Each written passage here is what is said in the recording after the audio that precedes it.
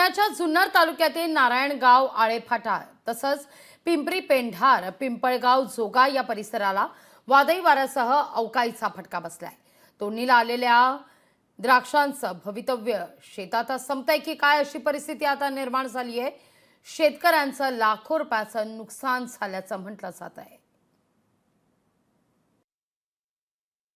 या काळ्या द्राक्षाला एक्सपोर्टचे रेट 130-140 रुपयापर्यंत होते, टिकून रेट होते यंदा।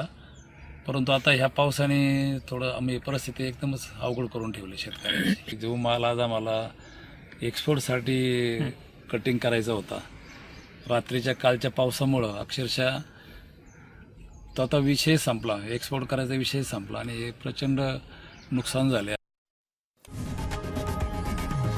लोकशाही मराठी ऐका, पहा, जागरूक रहा।